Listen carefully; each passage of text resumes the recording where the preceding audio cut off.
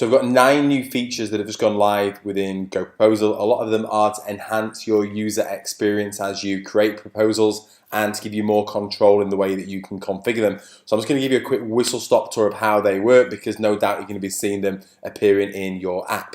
So the first one is the fact that we're not calling it end date anymore. We've got start date and year end, because we don't want to imply to the client that there's an end to this process, there's an end to us working with them. So it's actually their year end, which is what it is. So that's what we're calling that date now, and that also appears in the proposal in the please note section again as year end. So start date and year end, just a much more pleasant way of presenting it to the client. The next one is that within the Xero integration, you can now assign an account code to the mid-year catch-up.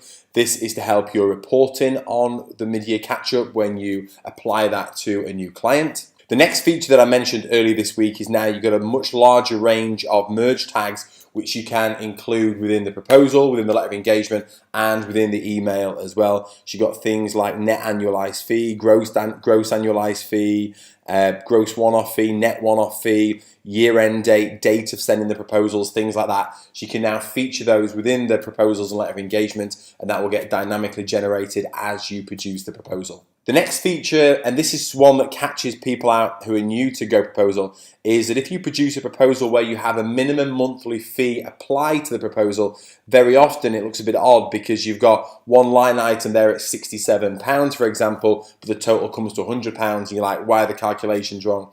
What we're doing is we're now making it very clear for you and your team that a minimum monthly fee has been applied, which you can control in the admin area in pricing settings. And this will also be acknowledged within the PDF as well for clients, so that when you produce a proposal with a minimum monthly fee, it explains why those figures don't actually stack up and how that additional amount is being generated.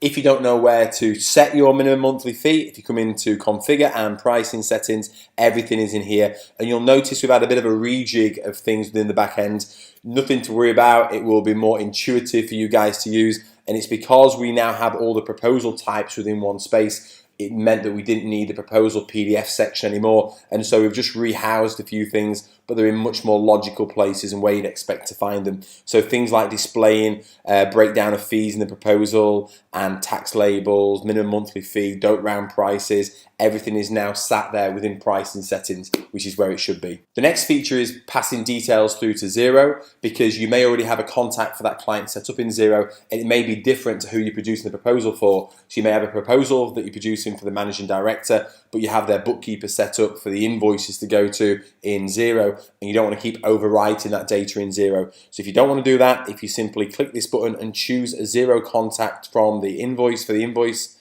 then all you do is it will automatically pull through all of your clients from Xero for you to go and assign that up to, and then it will just pass that through without overwriting the data. So the next feature is if you amend a price for a line item within the proposal. So let's say I change this to £130. What was happening before was you had no idea which fees had been amended, which wasn't a problem because you were producing the proposal, but then if you came to edit or duplicate the proposal, or someone else was to see it, they wouldn't know which amounts had been amended. And also, if you was to come and change the level of that service to quarterly, for example, and you recalculated, it was keeping the amount the same because you dictated what you wanted that price to be, so we then didn't want to overwrite it with a different amount. But now you know that this amount has been amended because we put this reset button next to it. So if you want to reset it back to the original amount, if you simply click that, it will reset it to what it should be, and so you now know what you should be charging your clients. The next feature that a lot of people have asked for is that when you're producing a proposal, sometimes they want that proposal sent to someone else as well, or you may want to forward the email to yourself because you may have included a specific quirk within that email. You've mentioned something to the client.